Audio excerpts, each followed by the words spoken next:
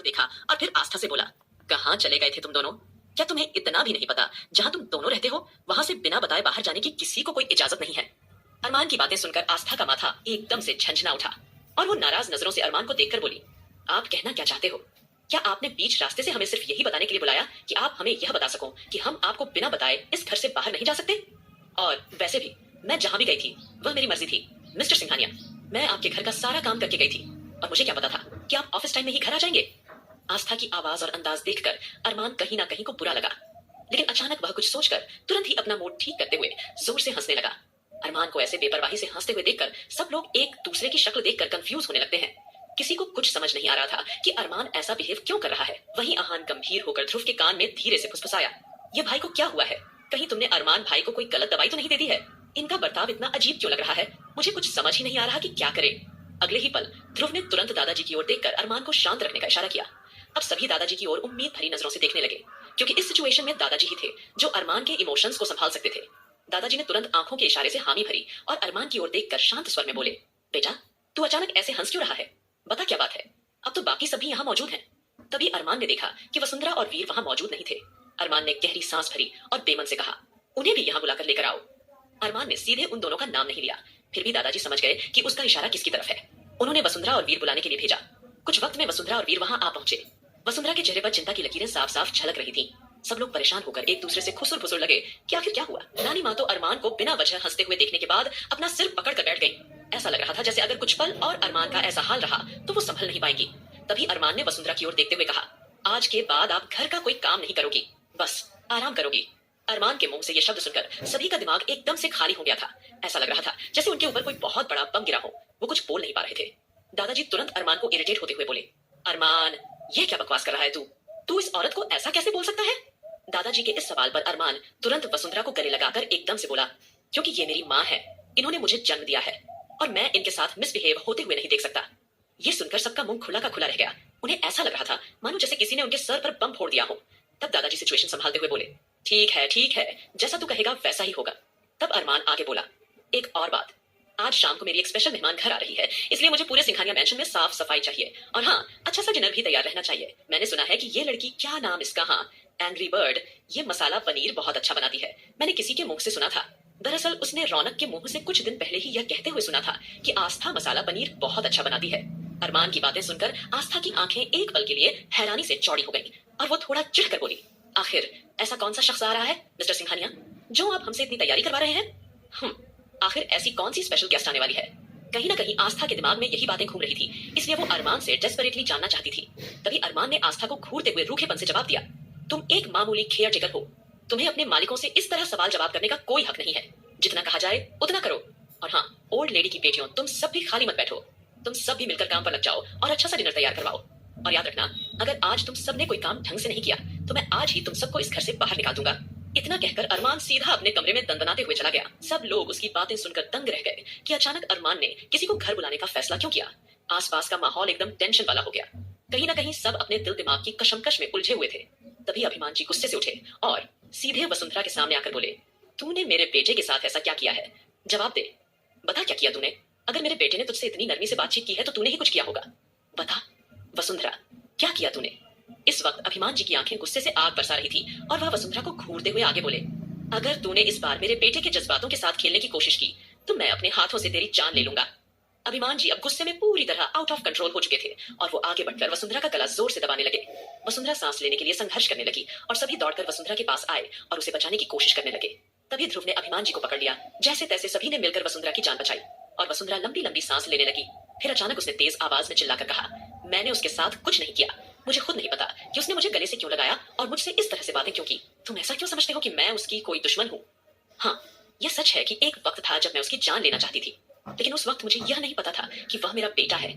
इतना बोलकर वसुंधरा रोते हुए अपने कमरे में चली गई। अब सभी घर वाले चिंता से डूब चुके थे। किसी को कुछ समझ नहीं आ रहा था कि अरमान के दिमाग में क्या चल रहा था, क्योंकि उसकी बातें बहुत रहस्यमय थी। ध्रुव, वंशिका और बाकी सभी का दिमाग घूम गया था। एक तो सब यह नहीं समझ पा रहे थे कि अरमान का कौन सा स्पेशल मेहमान आने वाला है और वसुंधरा का ऐसा व्यवहार देखकर सब लोग चौंक गए थे। तभी अचानक सबको ध्रुव की आवाज सुनाई देती है, मुझे लगता है ये वायरस का कोई साइड इफेक्ट हो सकता है। अरमान भाई जैसे सबसे ज्यादा नफरत करते हैं, अचानक उन्हीं से इतने नरमी से पेश आ रहे हैं। जरूर ये वायरस का ही कोई साइड इफेक्ट है। कहीं ना कहीं सभी को ध्रुव की बात सही लग रही थी, क्योंकि इसके अलावा और क्या कारण हो सकता था। तभी नानी माँ अचानक बोल पड़ी, भाई साहब, मुझे नहीं पता कि यह वायरस है या क्या है, लेकिन मुझे लगता है कि दामाद जी पर किसी भूत प्रेत या फिर किसी पिशाच का साया मंडरा रहा है, क्योंकि इस तरह की हरकतें वही लोग करते हैं। पल पल हंसते हैं, कभी गुस्सा होते हैं, कभी प्यार से बात करते हैं। हमें तो लग रहा है कहीं ना कहीं कोई गड़बड़ है। ये जरूर किसी आत्मा का प्रभाव है। नानी माँ की बातें सुनकर सब लोग अचानक से उस घटना को याद करने लगे, जब वे घर में झाड़ फूंक करा रहे थे और तब अरमान ने पिशाच का नाटक किया था। सभी लड़कियां हड़बड़ाकर नानी माँ के पास बैठ गईं। वंशिका भी यह बात सुनकर थोड़ी चौंक गई थी, लेकिन वो सारी बातें ध्यान से सुन रही थी। अचानक नानी माँ चिंतित होकर बोली, तुम लोग मानो या ना मानो, लेकिन दामाद जी पर जरूर किसी ना किसी भूत प्रेत या पिशाच का साया है, जो वो इस तरह की हरकतें कर रहे हैं। चलो उनकी मदद करने के लिए कुछ करते हैं। नानी माँ ने कहा, सबसे पहले मुझे सबसे बड़े पुजारी के पास ले चलो, मैं उनसे पूछताछ करके पूजा करवा लूंगी, शायद उसके बाद दामाद जी ठीक हो जाए। उनकी इस बात पर दादाजी ने थोड़ी गंभीरता से कहा, आप सब शांत रहो, और बहन जी यह घर आपका भी है, इसलिए पूजा पाठ तो आप आराम से भी करवा सकती हो, लेकिन सबसे पहले हमें यह सोचना होगा कि अरमान का ऐसा कौन सा मेहमान यहाँ आने वाला है जिसके बारे में हमें कोई आइडिया नहीं है। सभी अपने दिमाग के घोड़े जोरों से चलाने लगते हैं, लेकिन लड़कियों ने सोचा कि सबसे पहले उन्हें साफ सफाई और किचन में स्पेशल मेहमान के लिए खाना वगैरह बनाना होगा, उसके बाद वो सब उनसे बाद मिलेंगी। अब आस्था ने भी सोचा कि उसे सबसे पहले कपड़े बदलने चाहिए। देर न करते हुए वह तुरंत अपने कमरे की ओर चली पड़ी। जैसे ही वह कमरे में गई, उसे अरमान का खुला दरवाजा दिखाई दिया। ऐसा लग रहा था कि जैसे वह फोन पर किसी से बात कर रहा है।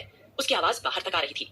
अरमान किसी को कह रहा था, डार्लिंग तुम्हें समय से आना है, ठीक है, और हाँ, रेड कलर की शॉर्ट ड्रेस पहन कर आना, उसमें तुम बहुत खूबसूरत लगोगी।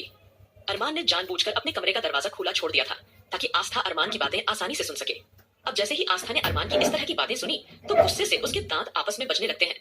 कहीं ना कहीं वो गुस्से में सोच रही थी कि अरमान जी इस तरह से कैसे बात कर सकते हैं।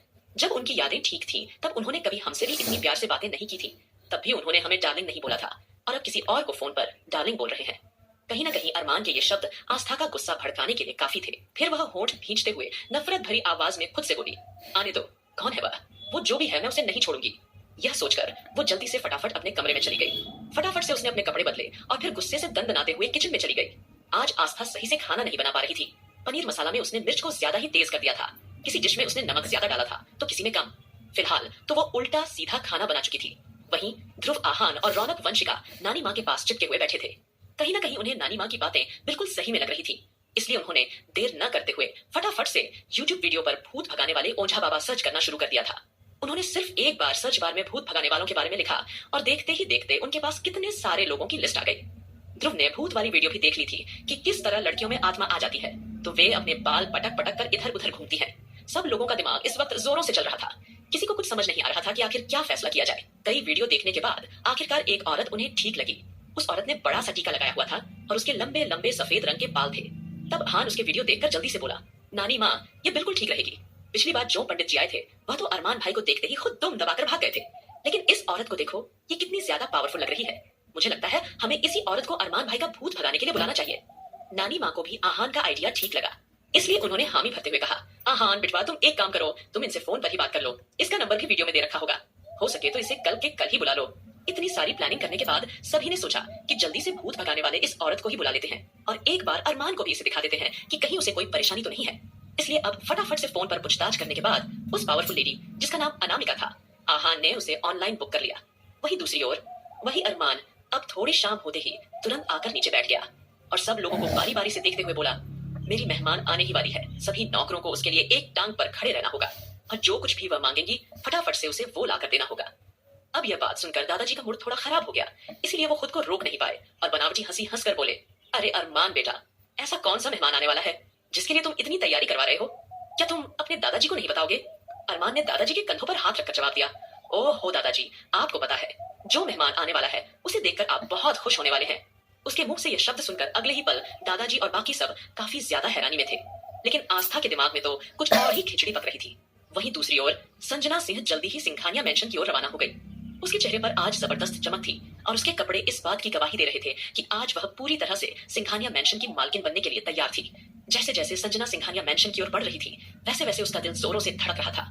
आगे क्या होगा इस कहानी में